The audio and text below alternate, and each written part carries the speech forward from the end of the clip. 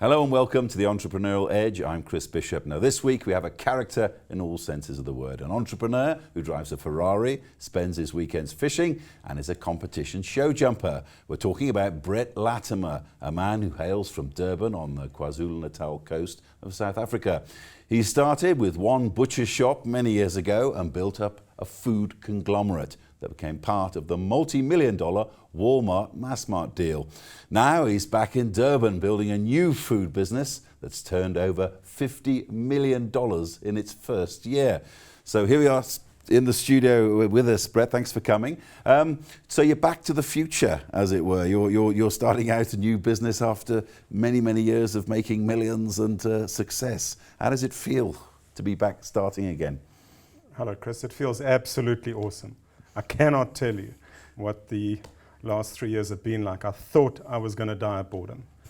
So it's called Oxford Foods, which is slightly different from Cambridge, the ones you sold. More of that later.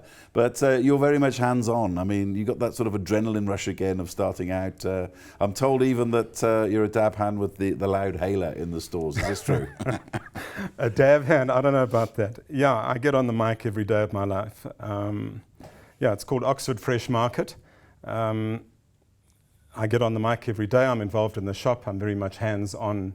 The thought of someone else running my business makes me feel terrible. And is it true you actually speak to customers every now and again through the loud hailer?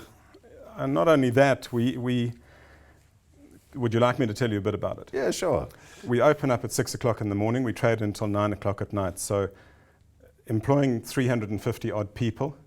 We essentially fruit and vegetables, butchery, groceries. We have a bakery and an in-house takeaway. So I don't have time to talk to my staff at separate meetings or have meetings about meetings. So bottom line is we go to the market at 4:45 in the morning. We open our doors at 6 o'clock in the morning and I start talking to the staff. I greet the staff. I greet the customers that manage to get out of bed in time to be there at 6. And we communicate over the mic all the time, and I do it all the time. And it might seem a bit gross, but at the end of the day, I don't have enough time to get 350 people, tell them about the movie that I'm seeing in my mind.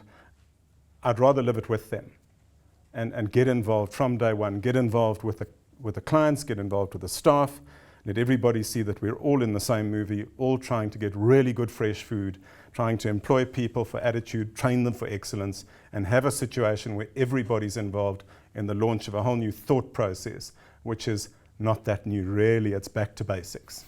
Well, let's go right back to the very beginning now. For a start, butchery goes back a couple of generations in your family. Just tell us a bit about that. My grandfather was a Yorkshireman who came out to this country many years ago. He was a master butcher, Andrew Latimer, and went to East London, moved to East London.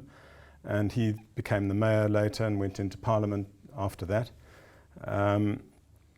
So when my father died when I was 11 years old, and I went to a private school, wasn't that bright, failed 7, 8, 9 and 10. My mother was convinced I was a rocket scientist, but no one else believed it. But she managed to convince the headmaster of KwaZulu College to allow me to go up, as it were. In those days, if you had a private school, you could get put up. So I was put up. And then crashed and burned in matric, had aspirations of being an attorney, saw myself in the courtroom winning everything. And the only way I could get to university was to go back to school.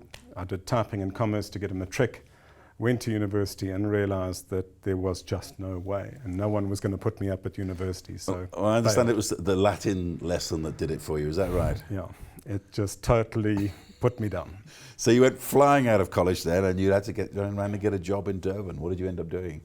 I ended up as a trainee supermarket manager at Spar, in Spa Natal. I worked under a man called Bevan Ratcliffe in the supermarket who was really strict but incredibly good at what he did, and spent a year learning about groceries, receiving, working with the staff, doing the front end, the front sort of till control, etc., the back door, the whole movie, but spent most of my lunch times in the butchery with the butchery guys. I love my stomach, I love red meat, and used to buy meat and cook it at lunchtime with the staff. And eventually, I think they got a bit sick of it in my relationship with the butchery staff. And I was offered the job as understudy to the managing director of the meat division. at Spa, which was Port Natal Meats. He was a man called John Limboris, a wonderful, wonderful man. And, excuse me, I get a bit sad when I think about him. So I became an apprentice butcher at $65 a week. And did you feel those genes from your grandfather coming through? I suppose, I think I did. I think I identified with it, and the fact that he had managed to be a tradesman and end up in Parliament pleased me and encouraged me. So yeah, I unloaded trains at Port Natal Meats in Prospecton, in Joyner Road, Prospecton. A man called Arthur Hastings taught me how to debone, put me under a guy called Sish, who was the most amazing Zulu man who taught me how to debone rump and loins, buttocks, etc. So I did the whole trick, washed the floors, was a part of the team. So that was it, and then from that you got an idea then of starting your own butchery, yeah? How did you get to that? Chris, I did. You know, when you made understudy to somebody, it's really important to know what you're going for and what they earn. And people are always frightened to ask other people what they earn. And for me, it's critical. I mean, how can you possibly follow in someone's footsteps without knowing what they earn and what they do and what their responsibilities are? I had a good idea of his responsibilities, but I didn't know what he earned, so I asked him. And at the time, I think it was about 4,000 Rand a month in a Mercedes-Benz 220. I was earning 65 Rand a week, and I think he was a bit shocked that I asked him. But in any event, I said, look, I've inherited 17,000. I really would like my own business. I don't want to wait for your shoes. You look far too healthy to me, and I don't want to earn that number. I want to earn far more than that. And I said, would you help me find a butchery? And he said, no, you go and look. And when you found one, come and ask me. So I did, and I found a little butchery for 17,000 Rand in Overport in Durban. And I went back and I said, Mr. Limboris, would you come and look at it? He said, I don't need to. I know Dan Wise. We were in partnership together many years ago. I will speak to him and ask him to stay on with you for the first 3 months to teach you how to run the business, which he did.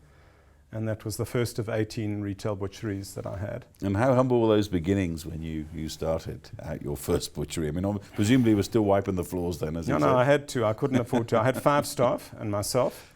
I'd get to work. I'd get up at 4. I'd be at work at 4:30. Always got the frying pan going and would have some steak or a couple of lamb chops for breakfast.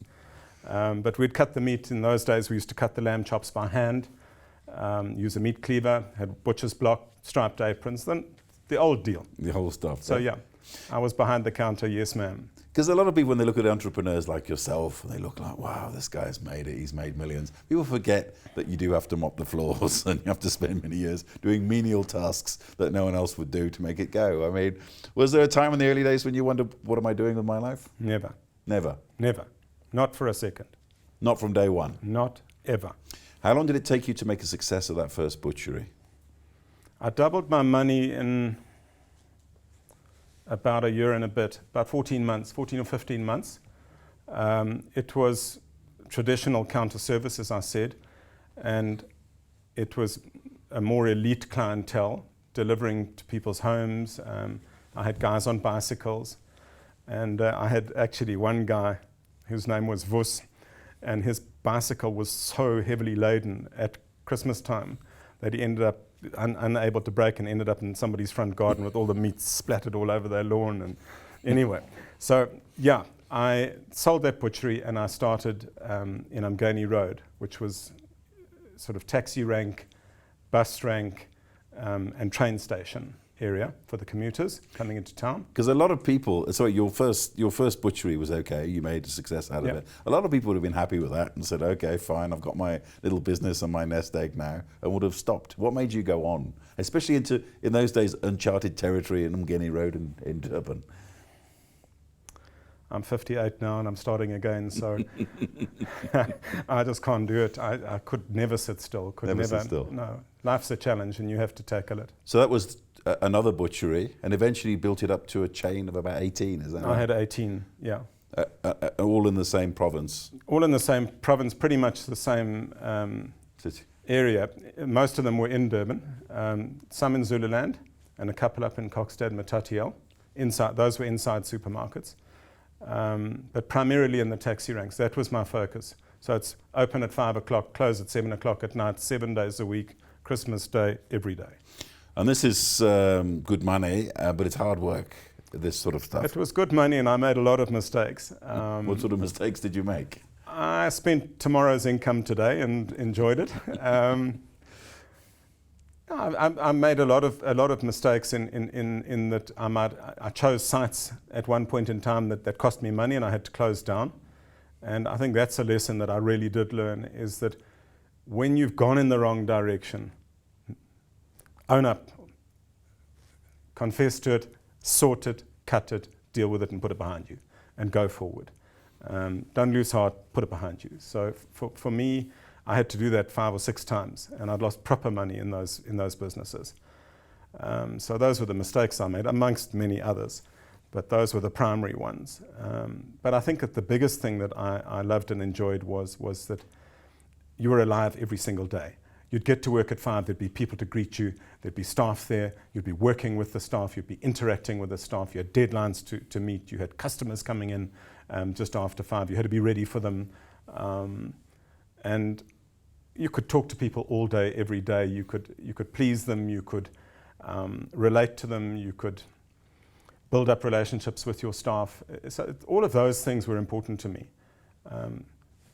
And your down days, I mean, as an entrepreneur, everybody has them. Down days. Down days would be with a hangover, perhaps, but not a lot of others. I think that the rest of them, I mean, there was a time when my opposition spread a rumor that we had snakes and frogs in our meat. That was later on when I had the supermarkets. And there are a lot of very superstitious people in KwaZulu Natal. And my sales deteriorated dramatically and I had to fight back from that. But that's another whole story which will probably bore you. So in the second half, we're going to talk a lot more about the development of your business. But how did you get from 18 butcheries to this conglomerate with boardrooms and things like that, you know? I think the conglomerate belongs to Massmart. I was just a very small part of the whole thing. I was the founder of Cambridge Food. Having seen that butcheries had a place, but that if I wanted to get really serious about wealth and wealth creation, that I wouldn't get it from just standalone butcheries.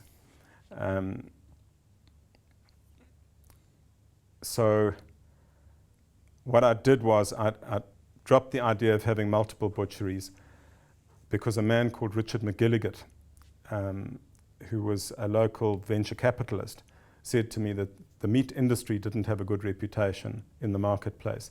If I wanted to borrow money and expand my business, that I would have to go the food route. And I thought, well, Cambridge Meat, because by that time I'd named the business Cambridge.